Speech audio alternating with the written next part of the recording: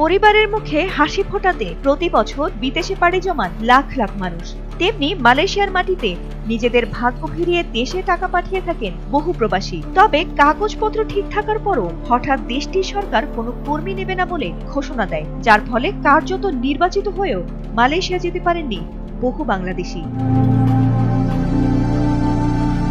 অবশেষে দীর্ঘ প্রতীক্ষার পর বাংলাদেশিদের জন্য এবার সুসংবাদ দিল দেশটি। আবারও কর্মসংস্থানে নতুন সুযোগ খুলে দিয়েছে দেশটির সরকার। শুক্রবার কুয়ালালামপুরে অবস্থিত বাংলাদেশ হাই কমিশনের একটি আনুষ্ঠানিক বিজ্ঞপ্তিতে এ ঘোষণা দেয়া হয়।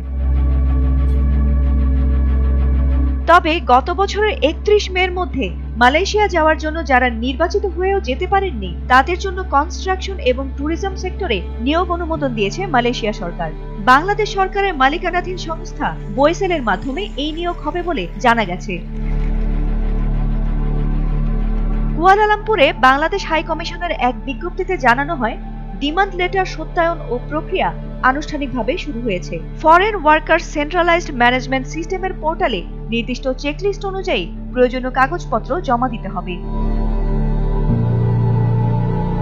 এছাড়া দীর্ঘদিন বন্ধ থাকার পর আবারও মালয়েশিয়ার মানব সম্পদ মন্ত্রণালয় সিলেক্টিভ রিক্রুটমেন্ট মডেল চালু করতে চায়, যেখানে কেবল অনুমোদিত এজেন্সির মাধ্যমেই কর্মী যাবে মালয়েশিয়ায়। এদিকে বাংলাদেশ সরকার চাইছে সর্বোচ্চ খরচ নির্ধারণ, ভিসা মেডিকেলের সময়সীমা নির্ধারণ এবং নিয়োগকারী প্রতিষ্ঠানের বাস্তব যাচাই বাধ্যতামূলক করা হোক। Bangladesh association of international recruiting agencies BAIRA বলছে, অভিবাসন যেন হয় দালাল মুক্ত, খরচ নিয়ন্ত্রিত এবং সর্বোপরি মানবিক। আগস্টের দ্বিতীয় সপ্তাহে যৌথ ওয়ার্কিং গ্রুপের বৈঠকে আসতে পারে চূড়ান্ত সিদ্ধান্ত। তবে এই পরিকল্পনা কতটা বাস্তবায়নযোগ্য তা নির্ভর করবে মাঠ পর্যায়ের নজরদারি এবং দুর্নীতি বিরোধী কঠোর পদক্ষেপের উপর।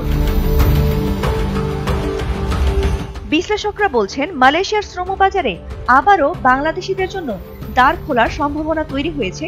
এটা নিঃসন্দেহে একটি ভালো সংবাদ। তবে দেশটির শ্রমবাজারে অবস্থান ধরে রাখতে হলে শুধু চুক্তিই নয়, বাস্তবায়ন পর্যায়ে দুর্নীতি ও অনিয়ম নিয়ন্ত্রণে কঠোর নজরদারি নিশ্চিত করতে হবে। ফাতিমা সুলতানা, এটিএন বাংলা।